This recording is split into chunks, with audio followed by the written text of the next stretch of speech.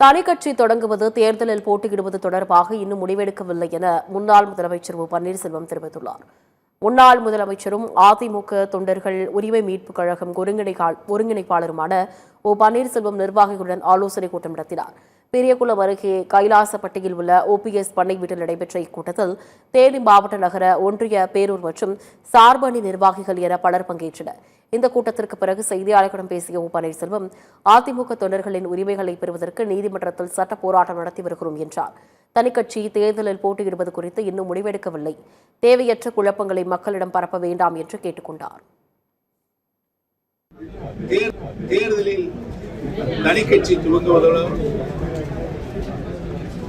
இல்லை என்றும்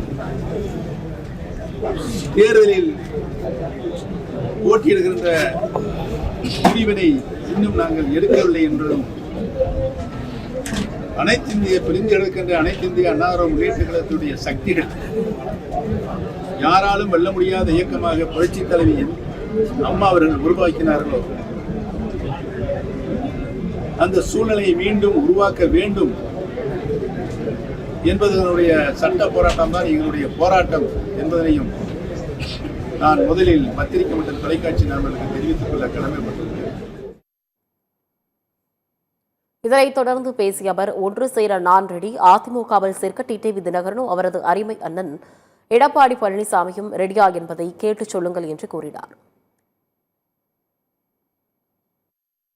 இன்றைக்கு திரு டிடிவி தினகரன் அவர்கள் என்னுடைய அருமை அண்ணன் திரு எடப்பாடி பழனிசாமி அவர்கள் ஜனநாயக கூட்டணியில் வெற்றி பெற வேண்டும், அனைத்து இந்திய அண்ணா திராவிட ஆட்சி பொறுப்பு இருக்க வேண்டும் என்று சொல்லியிருக்கிறார்.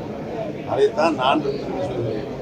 இன்றைக்கு எதிரும் புதிருமாக இருந்த டிடிவி தினகரன் அவர்களும் எடப்பாடி பழனிசாமி ஒன்றிணைந்திருக்கிறார்கள் ஜனநாயக கூட்டணியில்.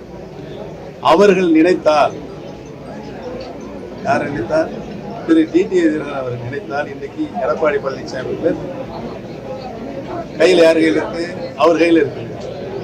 நாங்கள் இணைய வேண்டும் சொல்லியிருக்கோம். அதுல இருந்து மாறுபட மாட்டார். யார் இணைய வேண்டும் என்ற கோரிக்கையை மாறுபட மாட்டார். அவரும் அந்த கருத்தை அங்கே வலியுறுத்த வேண்டும். நானே இணையம் தானே சொல்றேன், அவரை இணையம் சொன்னா இணைஞ்சிடலாம்ல. அந்த வேலையை செய்தால் ஆட்டோமேட்டிக்காக அனைத்து இந்திய அண்ணா திராவிட முன்னேற்ற கழகம் மாபெரும் வெற்றி அடையும்.